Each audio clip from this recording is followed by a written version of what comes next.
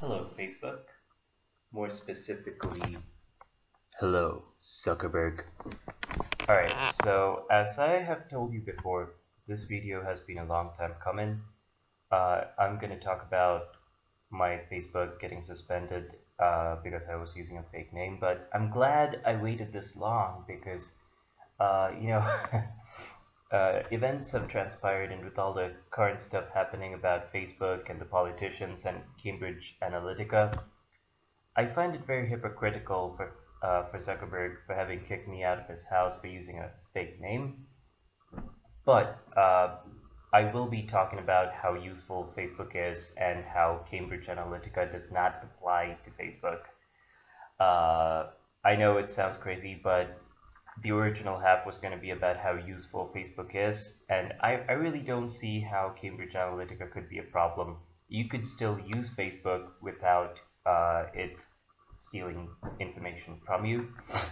Alright, so I'm going to try to keep this short and clear. I'm not going to condense all the information. I'm going to try to break the information apart so that it's very clear how useful Facebook is, as in when you see all the points individually, you'll really feel that it is useful. Alright, so what I'm going to say is my main account, right, so we're going to start with what actually happened to me personally.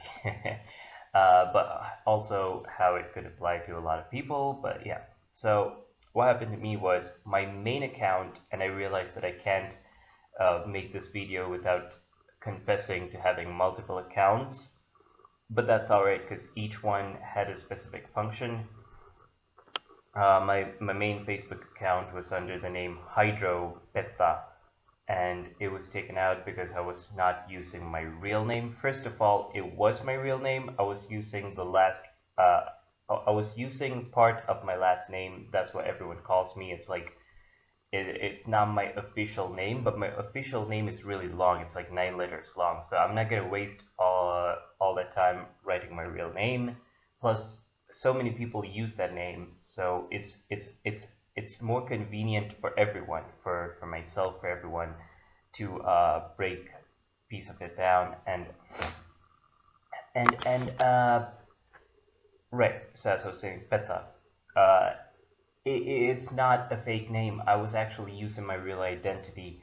And the first name, yes, I have switched my name a couple times, but I used that name because I sweat a lot. I don't know if you see that on my hands right now.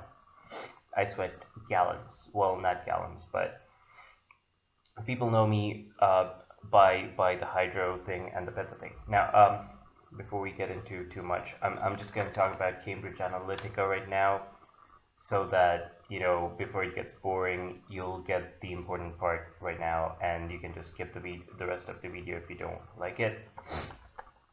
All right, so I'm just gonna say that Facebook does not create the fake news stuff Cambridge Analytica does. Facebook just supports to spread it, which is equally bad. They knowingly distribute false information to swing votes and stuff, is what the accusation is. And these videos are formed by getting a survey of people from Facebook, but that is not a problem. uh, Facebook, right, does not create slander, only helps spread. Facebook is sort of a middleman in this. He's not the actual villain. Cambridge Analytica and whatever other company or schemer and villain is the villain, not Facebook. This is actually a game that's been going on for a very long time. Let me remind you of Bill Clinton and Thomas Jefferson and all these other politicians from American history, that is. Bill Clinton had a sex scandal. He was screwing his secretary, Monica Lewinsky, or whoever, under the desk. It just so happened that the Clinton administration spent the least on war and weapons of mass destruction and invasions. Clinton was actually a peaceful guy, but And Al Gore. I'm still a big fan of Bill Clinton and Al Gore. I may not completely know everything they stood for, but they were better leaders than most other people that they had. And Trump and Clinton are actually friends. So it does not apply to Trump. I'm just saying Barack Obama was not as good as Clinton was. But yeah. So how do you break down a guy that's so, clean and good for everyone? You bring in a sex scandal. You got charts on this side which prove that, he was actually doing some super cool work. But then, hey everyone, it's sex. So just, blowjobs trump charts. And that's the sort of thing that, and the very first election in American history was when Thomas Jefferson ran against that other guy. Um, Thomas Jefferson had a son out of wedlock, and this fact was brought up against how he could run the country or the people or whatever. How he would be a bad leader for a nation because he couldn't control his dick. He couldn't keep it in his pants. Which is a dumb argument.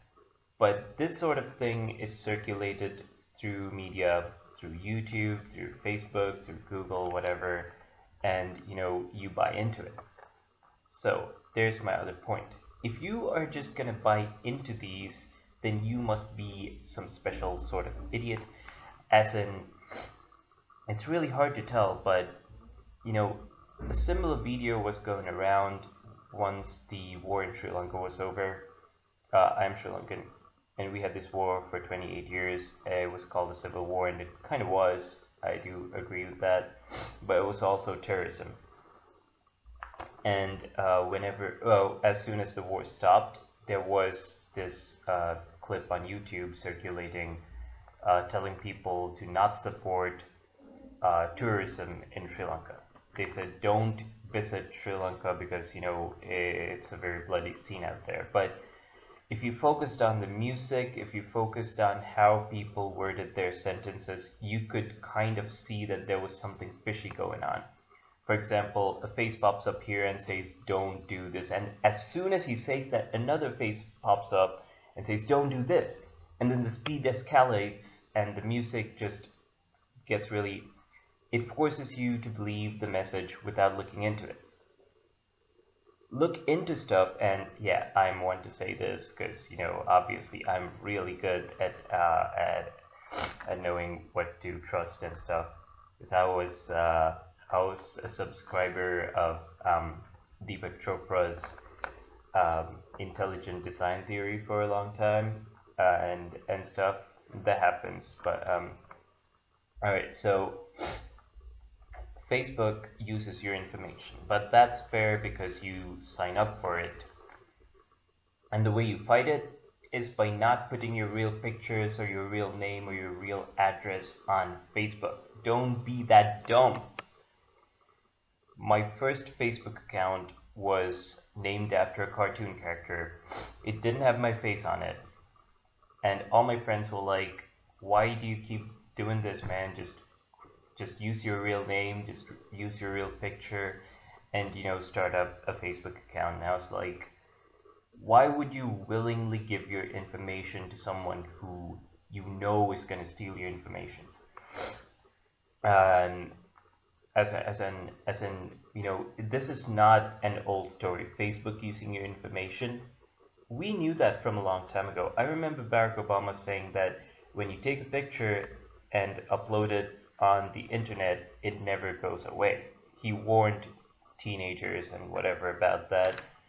And that was, this isn't new information. Facebook takes surveys of you. But guess what? It's not new information. Only join the game that's been around for longer.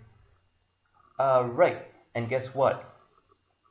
Facebook actually knows me better because they care about my opinions, and they see like Facebook and whoever sees my profile on Facebook, I guess, would see my words, my attitudes, and my preferences over my face, my body, and all that.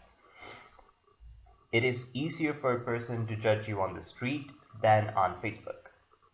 In fact, Facebook knows me better than most my friends in real life do because they just know the activities that I do with them.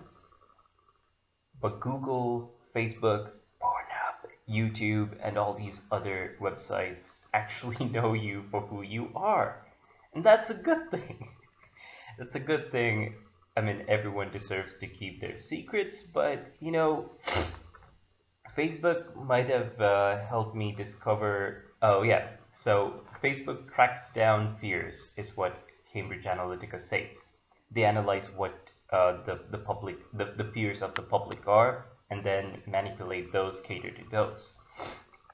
So, Facebook actually, alright. Facebook may have helped me discover my own fears and likes and dislikes and preferences and all that. And as long as they have not influenced it, they am I being sarcastic about that last point? You decide. All right, but remember, a quick recap at 11:30 minutes of this thing. Facebook does not create slander. They just help spread false information and help create the false information using your attitudes and your opinions. But that's your fault, not theirs. They're just the middlemen. This sort of thing has been going on for a very long time. It's just done more methodically with statistics and figures now. But slander has been a tool in politics for a long time. Because in the Cambridge video, they say, how do you attack the opposing person? And they say, let's bring some Ukrainian women with us, make them sleep with them, and then circulate that video on Facebook. Monica Lewinsky all over again. Not solid fact, it's just an attempt to destroy your opponent using slander. And so there you go. Another point here is that people should be able to see through these deceivances and see stuff for what it were really. Logos versus pathos, alright? See not with your heart, see with your brain, and try to, when you see false information, the music, the text, and the way this stuff has been exaggerated tells you that there's something fishy going on. Dig deeper, make sure what you're seeing is true before you subscribe to it. Especially if it's on a big, a small lie doesn't matter. Like if someone says that a mosquito that bites me is gonna give me HIV or whatever, you know that it's not true because the HIV virus does not exist outside of warm blood for some amount of seconds, I guess. So you can't really contract HIV from towels or even use needles if they're old. And actually, misconceptions like that can go a long way. Let's say, alright, so what if I thought that this wall was made not of concrete but of sugar or something like that? That sort of misconception may only affect me. But when you are getting into, when you're gonna read into false information, for example, let's say a couple people go into a park and start shooting animals on purpose, thereby provoking the guard to come stop them from doing what they're doing for the sake of the park, because that's the duty. And then they start recording the story from the middle of the story. They don't actually give you what happens. And, this sort of thing, they say, happens to cops all the time. And where minorities are concerned, where the police is concerned, where Pepsi cans and supermodels are concerned, you have all these social justice movement things and whenever you subscribe to one of these, just be a little intelligent and, kind of form your concrete opinion. Just take some time to think for yourself. Just think, can this be true? And then Facebook won't be a problem to you anymore. You can just use it and not be an idiot. That's up to you. That's not up to Facebook. That's not Zuckerberg's problem. All right? Now I'm going to tell you why I need Facebook. I just lost my phone for the third or the fourth time. Like, I got it damaged on Sunday. I just learned that it's beyond repair. So, and I've gone through like several phones in the last maybe 8-10 years, not just upgrading, lost them. And sometimes you lose your number, you have to change your number and all that. But yeah, so when you lose your phone, you lose all the numbers that you had. I mean, people may still have your number, but you lose the numbers of other people. But with Facebook, you just log in using any device. Like you just need your account name and your password. You get your new phone and you go on Facebook and you get everyone's contact details there. All your friends are in one place, and I have like 2,000 or 3,000 friends. I had 2,000 or 3,000 friends in my main account. The one that I'm using right now has 176 of those friends, including family and friends. I wanted to keep this account clean and professional, and this is supposed to be my good face, but I'm forced now to be myself and be my professional self. Okay, so I guess I see why Facebook was created, to show the real sides of people, I guess. But you know what's another social website that is worse than Facebook? That's like, yeah. You would really see someone's kinky side on that website, and that would affect your work. Or would that affect your work? Seriously. Is your preference to, I don't know, screw with a mannequin? Or, suck on a high-heeled shoe? Is that gonna affect your capability as a manager? Or it may not. It's up to you to decide. But alright, so we're gonna continue with my points. Alright, so like I said, you lose your phone, you can find all your friends on one place with Facebook. And that's a good thing on Facebook. Speaking of contacts, I've done a lot of homework on Facebook.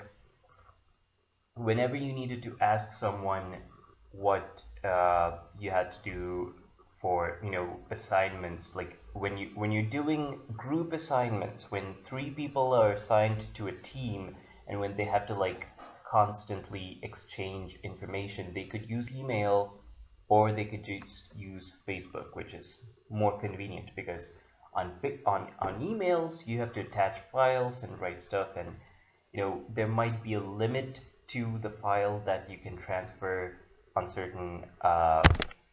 certain providers of email. And you have the same problem with Facebook, but you can add several people to it, and it just works. You can do it on Facebook. You can do it on other stuff as well. You can do it on IMO or email, but it has been done before, and I know that I'm not the only person who's done this. A lot of people, exchange information on Facebook.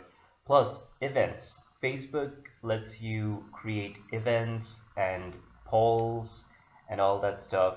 So you want to do a car wash as a fundraiser for your society, for your geological society.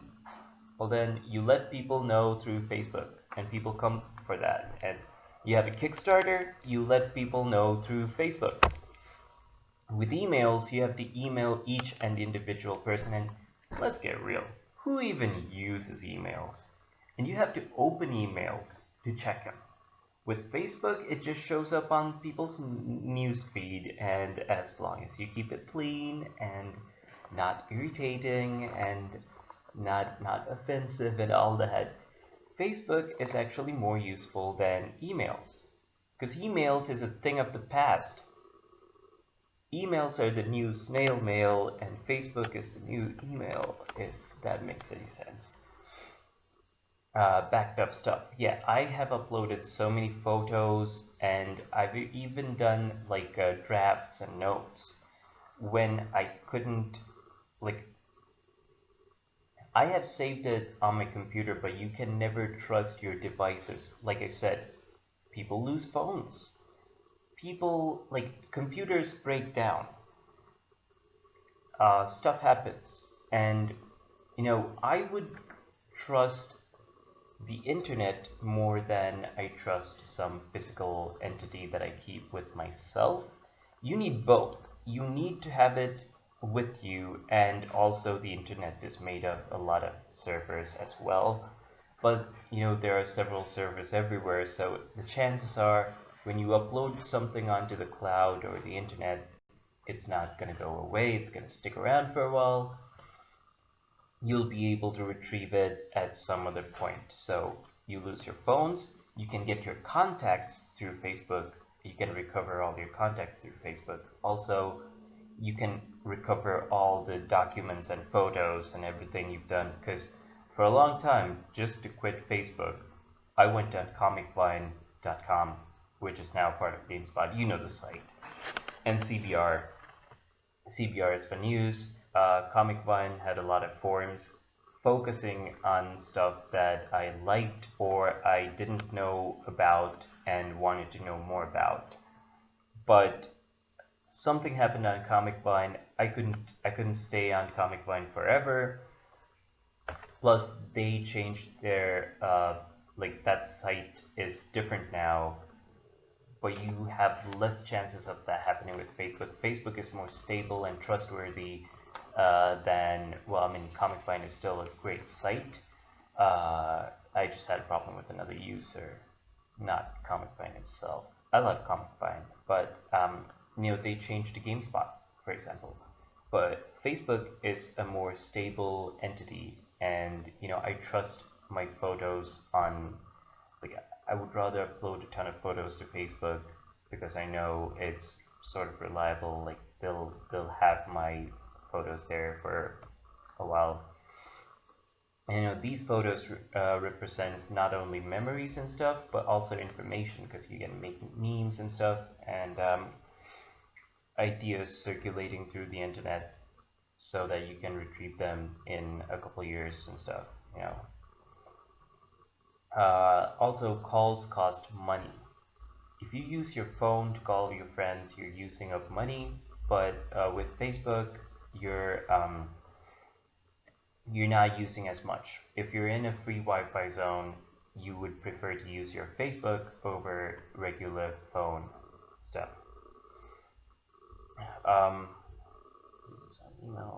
Conference calls and group chats, you can do mass texts with regular phone, and you can do like Skype or whatever, but Facebook lets you do conference calls. I'm not saying that you can do conference calls without Facebook, as in you can do it on other stuff as well, but Facebook lets you do it.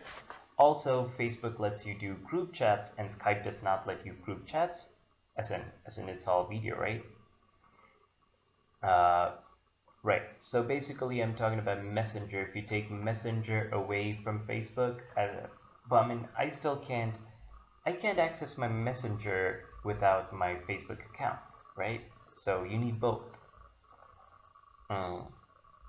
And everyone's on Facebook. Some people might not use Skype. I didn't use Skype for the longest time.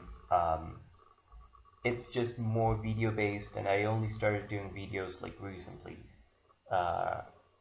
Right, 2,000 to 3,000. Oh, right. I have 2,000 to 3,000 friends on Facebook, including people that I met on the train and on travels. You know, you'll run into someone that you think is interesting. You'll talk to them for a few hours or whatever, and you'll start up a really interesting conversation. And then in real life, the conversation has to stop because you're strangers and you don't know each other, and you're like, yeah, so you're about to split away, and you know, just add them on Facebook and the conversation just continues. You can get their emails, but then emails are complicated because you have to get it exactly right. But you can look for that person on Facebook much easier. And I've done this before with Shin Watanabe, for example. For Shin Watanabe, I'm sorry if I misspelled your name, man, but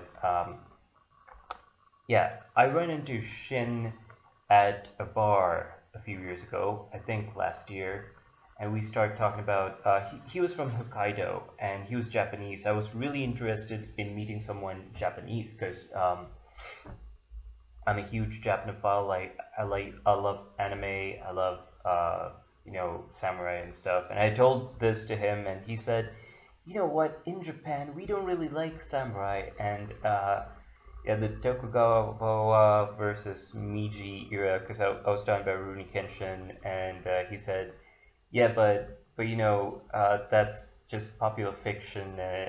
We had a nice conversation. I learned something out of it, and you know, I keep in touch with him through Facebook because you know I only talk to him in real life for about 10 minutes.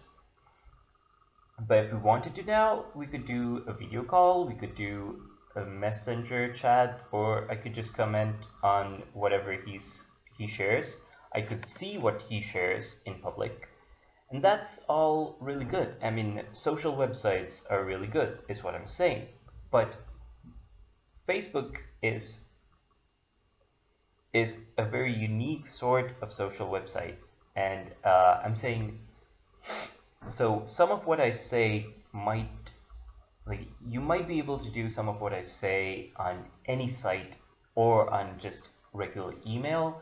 You may not need Facebook to do that, but Facebook is very functional. It's very user-friendly. It's no MySpace. It's got no glitter graphics. It's got no personalized profiles and all that. I liked that better, but we don't have MySpace any longer, so you have to settle with Facebook. Facebook honestly was not my first choice, but I see a lot of use. Like, you know, there's a lot of potential here. There's a lot of also, just like I said, I met Shin in real life and we decided to add each other. But you can also meet people online, chat with them, friends of friends, for example, and you know, how many of us have added someone on Facebook and met them in real life only like years later?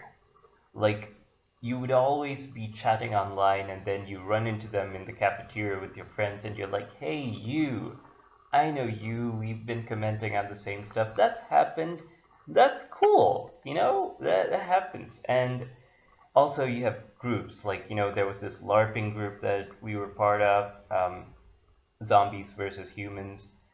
Um, they would keep you updated on their events. Also, they would bring you into their community, which is actually a really cool thing. It's like, you know, people who don't do fraternities find some sort of fraternity over there, as in a community over there. So it's inclusion, and it might save a life. All right. Like I said, I'm sarcastic about a couple of things, but most of them I'm pretty serious about, I guess. Well, I'm never too serious, so all the context in one place, using the spare I had as a clue. Oh yeah. Oh, all right. So I was talking about Shin Watanabe, and you know, you could make friends from Japan, from England, from America, from Russia, although you've never been to Russia, or from Singapore, Malaysia, but you know who you can't make friends with on Facebook? With the Chinese. Right. So I was gonna say Shin. Shin was Japanese, and I really liked running into him.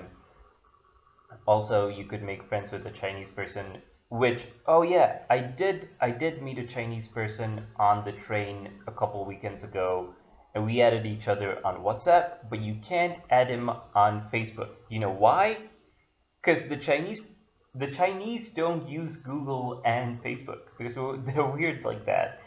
Also because the government does not want Facebook in their country. Now, is that a good thing or is that a bad thing? Do you want the entire world to be Facebook free? China, Russia, or well, I'm not going for all the socialist or the communist countries. I'm just saying there are some countries in the world, like North Korea, for example, dictatorships, which want to control the information that their citizens gain through Facebook. There's no interaction with the outside world. This is complete isolationism. And as I was talking about Japan a little earlier, Japan had isolationist policies in the past, and those were not very smart. China has an isolation policy going on right now, and they do this to either A, hide their secrets, or their own secrets from going outside is A, or from or they just don't want the people living in their countries to learn about what's happening in the real world. And this sort of thing happened with the Sri Lankan situation, with the war, because people living in Sri Lanka only knew one side of what was going on, the side that was shown to them by the politicians and all the people in. But there were videos that they wouldn't put up on online, or as in there were videos that they wouldn't you know show on national TV and stuff. You could only see it on the internet, and there's a part of the internet that is supposedly only accessible with Tor browser, but the major part of the internet also gives you information that is selective. And so yeah, free voices are important, and you can only have that if you have the internet and if you have social media. Isolationist policies in countries is bad for you, and having social websites would just open you up to the interaction with people of other countries. I had this Filipino friend on Yahoo Messenger once, and she shared pictures of people flattened out using bulldozers during some sort of election. I didn't panic because it didn't affect me at all. But and plus, now with Cambridge Analytica, there is the risk of such information being false, but there is also a chance that this information may not be false. And well, if the accusation is that Zuckerberg favors the false ones over the correct ones willingly, then yeah, that is sort of biased and stuff. But yeah, that's what I wanted to say, man. Facebook is actually a good thing. Don't take it away.